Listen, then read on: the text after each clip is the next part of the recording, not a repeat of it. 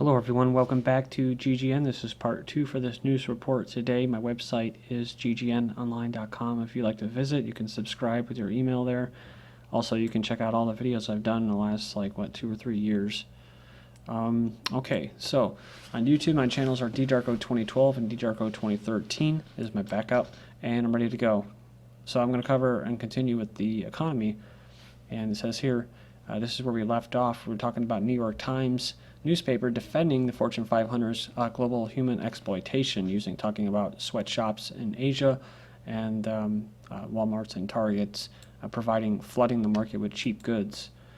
So, and we also talked about this. Halloween decorations was carrying a haunting message of forced labor. Pretty eerie. Basically, a letter from a slave worker, basically sweatshop worker in Asia. And she got it in a little Halloween kit from Kmart saying, please help me. We talked about desperate shoppers reaching out to get their hands on discounted perfume during, I guess, Boxing Day. Maybe that's like their Black Friday or something like I think Americans are going to be having here. So it's the same thing all around. This is what Edward Bernays talked about, living in a mass democracy. Well, it's not really democracy, but it's a scientific dictatorship to make you think that you have a choice, that it's a democracy. And the best way to do this is to keep people distracted with not wants, or not with needs, but with desires, with wants. So you don't just get what you need, you get what you want. Shoppers did, and of course they tell you what you want, and they do that with all this propaganda. That's what they call public relations and advertising. And they use psychology to do it, and most people don't know that they're actually being victimized by that stuff. Shoppers disappoint retailers this holiday season, so they can come out with crappy articles like this telling you that you disappointed Kmart and Walmart who use sweatshop workers and stuff like that and exploit their workers overseas to provide these cheap goods that people can go and act like animals over. So I guess it's too bad, right? You should feel bad. U.S. consumer confidence falls amid fiscal cliff fears. So a lot of this fiscal cliff fear, they're actually invoking fear right now that the world's going to come to an end. I've mentioned this many times before, that things will probably actually get better. They'll get kind of bad at first because you'll lose your standard of living, but you're going to lose it anyways. You're already losing it. So if you were to just detach yourself from the system, like that one lawyer, that law student who said they were naive, she says, man, I believed in the system. So if you don't believe it anymore, you detach yourself from it as much as you possibly can. I don't know how possible that is when we're just, you know what I mean? We're in a slave system and people want answers, and they're going to the same sources that help enslave them, the media, the governments and stuff like that. And they go to them for the solutions and try to, writing petitions to the White House. I mean, give me a flipping break. Like, they're going to really respond to those petitions. Really, what I think as far as solutions go is it has to be, there has to be just kind of a mass awakening. And I hate using that term because it's so used by alternative media truthers and new agers and stuff like that. But it needs to just really need to catch wind like fire. And then people can just do it all at once. When things get bad enough, instead of just like in the Depression era, what did they do? You know what I mean? A lot of people went to they called it a black market. That was actually the free market and stuff like that. The whole revolution, American Revolution, they had an opportunity there too to detach from the system. They didn't. So we'll have an opportunity to do that. And when it gets bad enough, hopefully people will know, turn to different solutions this time. U.S. consumer confidence falls, and it says that they're driven lower by fears of sharp tax increases and government spending cuts set to take effect next week. So then we have a poll says majority expect recession in 2013. So what about the jobless benefits and stuff like that? Unemployment was going down. So, I guess it was a sign that things were going to get better. So, and of course, this is all based off this stupid fiscal cliff thing that they're saying. A full 70% of voters told a conservative-leaning pollster that they expect a recession next year if Congress fails to stop the tax increase. So in spending cuts that are set to begin in January. So these were band-aids that were put on the economy. These were part of the knobs and dials and buttons that were pushed and turned to keep your standard of living going, and the cheap goods from slave labor flowing to keep you distracted from actually wanting real change. Basically what they're saying is they're holding your standard of living hostage, blackmailing you basically. Well, if they fail to stop the tax increases, blah, blah, blah, blah, blah, we're going to be in a recession. Well, there's a good chance for most people that we've kind of already been in a recession. The only growth has been a lot of it overseas and big corporations and stuff like that. But for the average person, I don't think there's been much growth, which is what a recession means. So like I said before, your standards of living are going to go down anyways. So you might as well just try some new solutions here. But they're trying to say that we're going to get out of recession if we do this, by turning the dials even more and putting your future of your children and the future basically put them basically in bondage without their say. That's the right thing to do. It says 2 million will lose jobless benefits if Congress fails to act. So see, you're going to leave these people jobless and without help if you don't ask for the government to do something. So see, they want you to act. They're asking you. They're engineering your consent to do something. So why can't we do something that helps them get a job, right? No, it's about Band-Aids to keep the system going, keep people distracted. Milk prices could hit $6 a gallon without farm bill resolution. So again, we need more legislation to reduce prices. And the biggest joke of all is that the federal government has a war on local farmers providing healthy milk. All this milk, you couldn't pay me to drink it.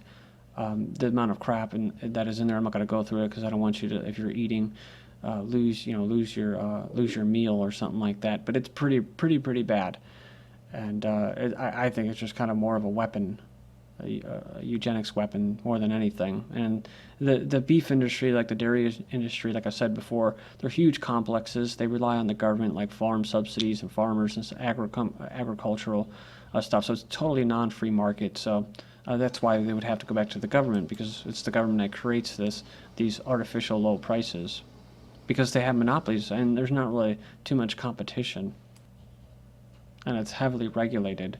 When you go to those different complexes, they are kind of run like military, right? They're run kind of like military complexes and defense complexes.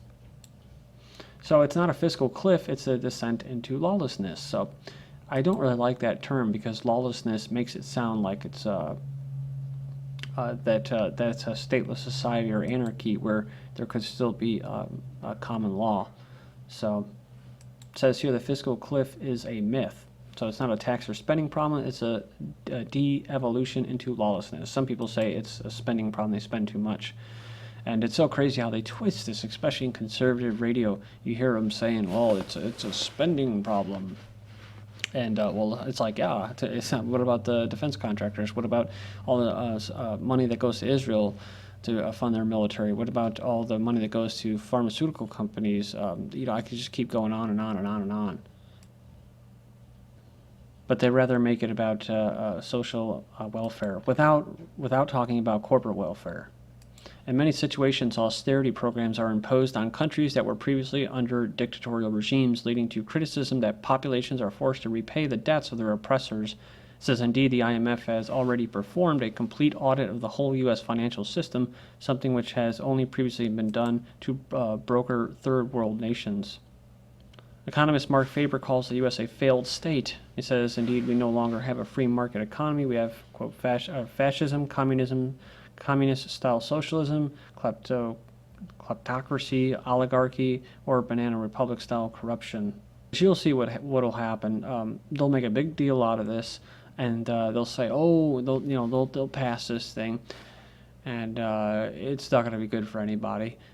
Well, I mean, it may be good for some parties that run the government or the corporation, but they'll say, "Oh, we came together, bipartisanship, the left and the right, Republicans and Democrats worked in the interests of the American people, but you're going to have to work together. You're going to have to bite the bullet." That's what they're going to tell you.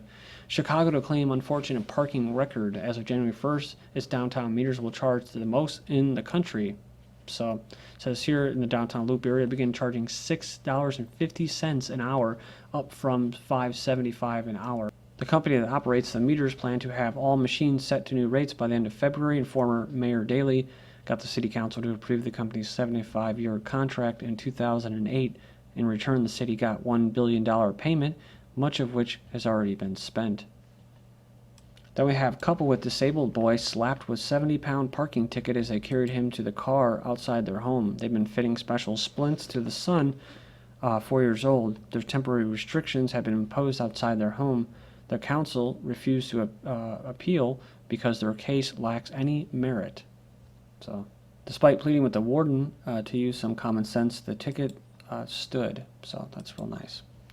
Bosnia and EU complete bilateral negotiations, talking about going into IMF receivership. The European Union and Bosnia have completed bilateral negotiations on specific tariff and non-tariff measures to be included in the nation's protocol of accession, a list of commitments the country has to make in return for membership of the World Trade Organization. Because if you're not in it, then, good luck. Families hit after supermarkets hike budget food prices by as much as 110% in just a year. It says millions have traded down to value supermarket lines to save money, but these products have posted the biggest price hike over the past year. Supermarkets say despite price rises, products are as popular as ever. So families relying on supermarket budgets ranges to make ends meet are suffering some of the steepest food price hikes, research reveals. The big supermarket chains have increased the price of more than 40% of their own label budget lines in the past year, and compared with items of other ranges, the markup is far higher, often more than 20%. And you can see if you go in there, the link will be posted, the percentage of increases from the year 2011 to 2012. There's been looting at several supermarkets in Argentina. There's 2 dead, hundreds arrested, and the military has been deployed. As looters broke into the supermarkets in several cities, stirring memories of the country's devastating economic crisis 11 years ago. It says when you see that they're taking flat screens, you know it's not hunger.